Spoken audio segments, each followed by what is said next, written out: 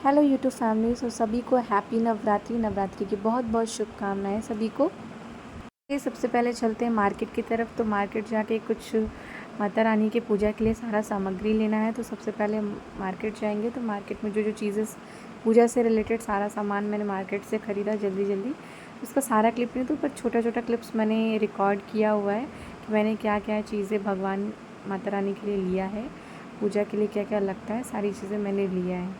सुबह मॉर्निंग में नहा धो के रेडी हो चुके हैं और मैंने माता रानी की एक छोटी सी चौकी बनाई है और इसी चौकी में मैं सारा सामान रख रही हूँ धीरे धीरे करके। तो सबसे पहले मैंने मिट्टी रखा है क्योंकि जौ उसमें उगाना है। उसके लिए सबसे पहले मैंने मिट्टी रख दिया है और उसमें मैं डालूँगी थोड़ा सा पानी। फिर पानी के बाद उसमें मैं जौ उगाऊँगी और जौ डाल के फिर मैं उसको रख दूँगी। व्रत तो मैं वैसे 7 साल से रह रही हूँ, बट ये सब चीज़ें मम्मी मेरी पहले से करके रेडी रखती थी और मैं सिर्फ पूजा में बैठती थी। तो आज ये पहली बार है कि मैं सारा ये सब चीज़ें पहली बार कर रही हूँ। तो मुझे ज़्यादा आइडिया नहीं है, पर थोड़ा थोड़ा मम्मी से पूछ पूछ के सारी चीज़ें मैं रख रही हूँ कि कैसे कलश में क्या क्या चीज़ें डालते हैं और सारा चीज़ें कैसे सारा यहाँ से सामान रखा जाता है। तो मम्मी से पूछ पूछ के मैं सारा सामान रख रही हूँ। तो जैसा मुझसे हो पा रहा है मैं बिल्कुल कर रही हूँ। और लोग मुझसे पूछते हैं कि 9 दिन का व्रत कैसे रह लेती हूँ, इतना टफ़ होता है। बट मुझे मतलब पर्सनली मेरा एक्सपीरियंस मैं आप लोगों के साथ शेयर कर रही हूँ कि 9 दिन एक अलग ही एनर्जी रहती है, जिससे मतलब अलग ही फ़ील होता है कि बॉडी में वीकनेस भी नहीं लगती है और अलग एनर्जी। और सबसे मेन चीज़, मैं बचपन से ये व्रत मैं अपने घर पे देख रही हूँ। सबसे पहले मेरे पापा और मम्मी मेरे दोनों रहते थे, बट जब से मम्मी का मेरे हेल्थ का प्रॉब्लम हुआ है तो उसके बाद से ही मैंने ये व्रत, मम्मी के बाद मैंने ये व्रत रखना स्टार्ट कर दिया है। कलश में सारी चीज़ें मैंने डाल दी, जो जो चीज़ें मम्मी ने बताई डालने के लिए। उसके बाद ही इसमें कलावा बांध के फिर नारियल, इसी कलश के ऊपर थोड़ा सा हम उस कटोरी पे रखेंगे चावल, और चावल रखने के बाद उसी में हम नारियल में भी कलावा बांध के उसको रख देंगे, आम के पत्ते की टेरी लगा के। और हमेशा बोला जाता है कि जो कलश होता है वो हमेशा माता रानी के लेफ़्ट साइड पे रखा जाता है। तो मैंने उसी के हिसाब से लेफ़्ट साइड में रख दिया है पूजा के लिए। और माता रानी को भोग में चढ़ाने के लिए मैंने जैसे फ्रूट्स रख दिए हैं। और बोला जाता है कि माता रानी को दूध की बनी हुई जितनी भी आइटम्स होते हैं वो बहुत पसंद होते हैं, तो वो भी चढ़ाया जाता है। तो इसीलिए मैंने दूध से बने हुए पेड़े और मेवे की मिठाई मैंने माता रानी को चढ़ाई है। मिट्टी के ऊपर हम थोड़ा थोड़ा जौ रख देंगे, रख रही हूँ।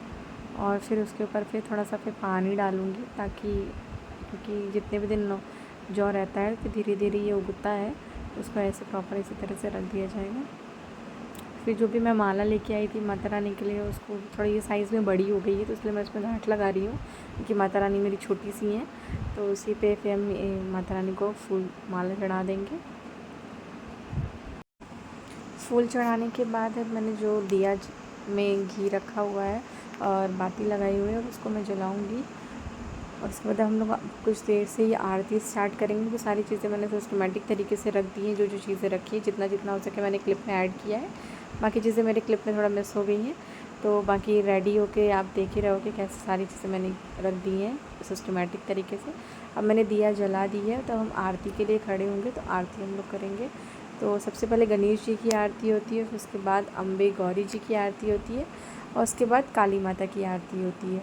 तो तीनों आरती हमने कर ली है सारी। तो थोड़ा थोड़ा मैंने क्लिप आप लोगों के साथ शेयर कर दिया है, आप लोग देख सकते हो।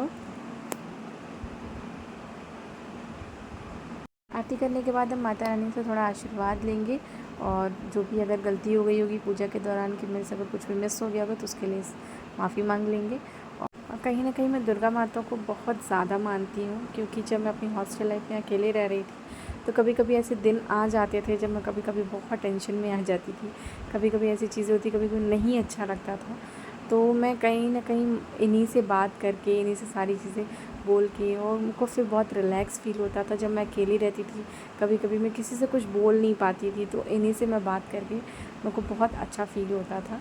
तो मैं बहुत ज़्यादा अटैच्ड हूँ, इसीलिए मैं उनको बहुत ज़्यादा विश्वास करती हूँ। अब इसके बाद हम पूजा के बाद करेंगे हवन।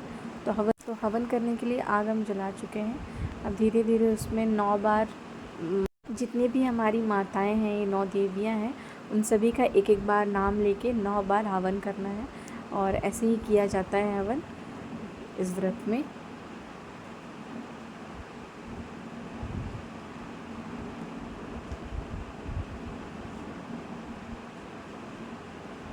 तो सबसे पहले कुमकुम लगाएंगे और फिर उसके बाद धीरे धीरे एक एक करके फिर अब सारी माताओं का नाम लेके हम हवन धीरे धीरे स्टार्ट कर देंगे अपना। जैसे किसी भी पूजा के बाद लास्ट में हवन करना ज़रूरी होता है, तो इसीलिए नवरात्रि में भी पूजा के बाद हवन किया जाता है।